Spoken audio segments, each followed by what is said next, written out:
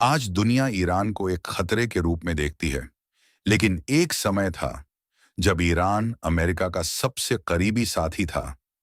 ये कहानी शुरू होती है तेल से, क्योंकि मिडिल ईस्ट में पावर हमेशा तेल से तय होती रही है। 1940 और 1950 के दशक में ईरान का तेल एक ब्रिटिश कंपनी के कंट्रोल में था, लेकिन असली मुनाफा देश से बाहर जा रहा था और ईरान को बहुत कम हिस्सा मिल रहा था। फिर आए एक नेता, मोहम्मद मोसद्देक। उन्होंने पूरे सिस्टम को चैलेंज कर दिया और ईरान की तेल इंडस्ट्री को नेशनलाइज करने का फैसला किया। यानी अब ईरान का तेल ईरान का होगा। लेकिन यह सिर्फ इकोनॉमिक डिसीजन नहीं था, यह ग्लोबल पावर के खिलाफ एक बड़ा कदम था। और फिर 1953 में एक सीक्रेट ऑपरेशन हुआ। ईरान की गवर्नमेंट को हटा दिया गया, मोहम्मद मोसद्देक को सत्ता से बाहर कर दिया गया और शाह को वापस पावर में लाया गया। मोहम्मद रेजा शाह पालवी। ऊपर से सब नॉर्मल दिख रहा था, लेकिन अंदर ही अंदर लोगों में गुस्सा बढ़ रहा था, असंतोष बढ़ रहा था, और यही गुस्सा धीरे धीरे एक बड़ी क्रांति की तरफ बढ़ रहा था। 1979 की क्रांति के बाद ईरान पूरी तरह बदल चुका था। अब वो सिर्फ एक देश नहीं था, बल्कि एक नई सोच बन चुका था, एक नई आइडियोलॉजी। दुनिया के सामने ईरान अब एक इस्लामिक रेवोल्यूशनरी स्टेट था और अमेरिका के सामने एक बड़ा चैलेंज, क्योंकि अब लड़ाई सिर्फ पॉलिटिक्स की नहीं थी, ये लड़ाई थी विचारधारा की। एक तरफ अमेरिका और उसके एलाइज जो डेमोक्रेसी और कैपिटलिज्म का समर्थन करते थे, और दूसरी तरफ ईरान जो वेस्टर्न इन्फ्लुएंस को खत्म करना चाहता था और एक अलग सिस्टम बनाना चाहता था। इसी बीच मिडल ईस्ट में टेंशन बढ़ने लगा। ईरान ने ऐसे ग्रुप्स को सपोर्ट करना शुरू किया जो इजराइल के खिलाफ थे, जैसे हिजबुल्लाह और हमास। इजराइल के लिए ये एक सीधा खतरा था और अमेरिका के लिए मिडल ईस्ट का बैलेंस बिगड़ने का डर। धीरे धीरे ये कॉन्फ्लिक्ट एक प्रॉक्सी वॉर में बदल गया, जहां लड़ाई सीधे नहीं बल्कि अलग अलग देशों और ग्रुप्स के जरिए लड़ी जा रही थी। और यही से शुरू हुआ एक लंबा और खतरनाक पावर गेम। अब कहानी एक नए और सबसे खतरनाक मोड़ पर पहुंचती है, न्यूक्लियर पावर का खेल। ईरान अब सिर्फ आइडियोलॉजी तक सीमित नहीं था, उसकी नजर थी न्यूक्लियर कैपेबिलिटी पर। दुनिया को डर था कि अगर ईरान ने न्यूक्लियर वेपन बना लिया तो मिडिल ईस्ट का पूरा पावर बैलेंस बदल जाएगा।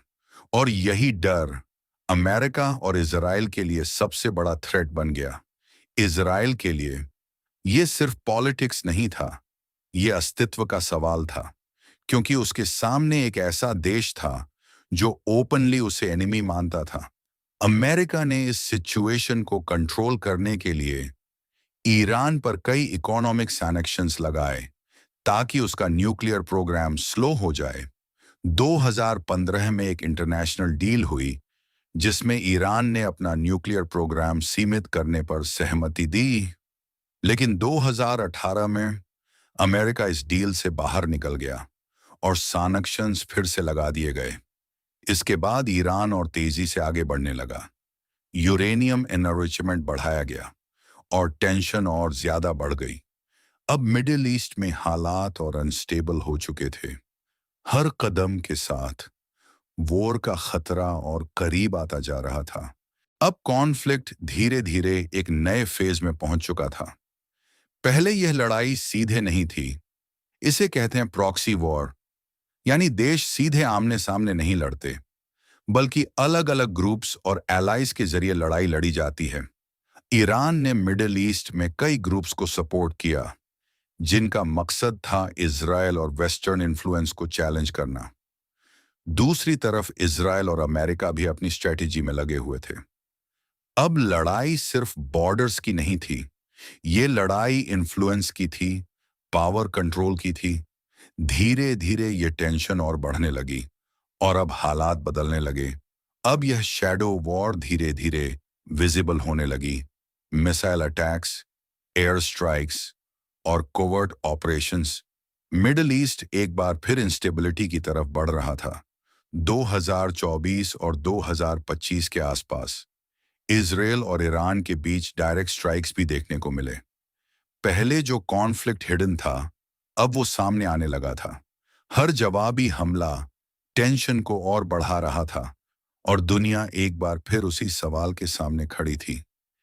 क्या यह लड़ाई सिर्फ रीजनल रहेगी या यह एक बड़े वॉर में बदल जाएगी? अब इस कहानी का सबसे बड़ा और सबसे खामोश हथियार सामने आता है, इकोनॉमिक वॉर। क्योंकि आज की दुनिया में युद्ध सिर्फ हथियारों से नहीं लड़े जाते, बल्कि इकोनॉमी से जीते जाते हैं। मिडिल ईस्ट में सबसे बड़ा स्ट्रैटेजिक पॉइंट है स्ट्रेट ऑफ हॉर्मुज। यह वही रास्ता है जहां से दुनिया के बड़े हिस्से का तेल गुजरता है। अगर इस रास्ते में कोई भी डिसरप्शन होता है तो पूरी ग्लोबल इकोनॉमी हिल सकती है।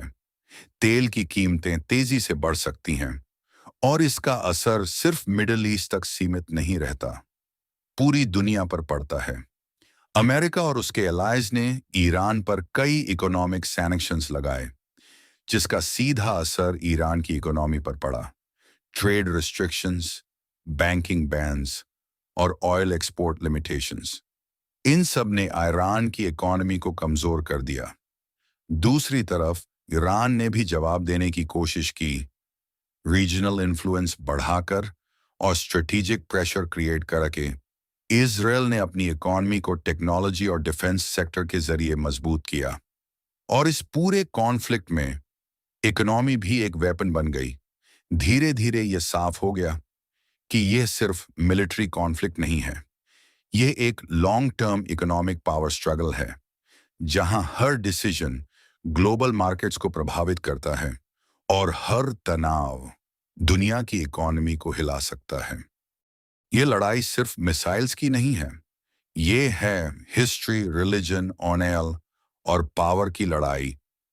आज की दुनिया में वॉर सिर्फ बैटलफील्ड पर नहीं जीते जाते, असली जंग इकोनॉमी और कंट्रोल की होती है।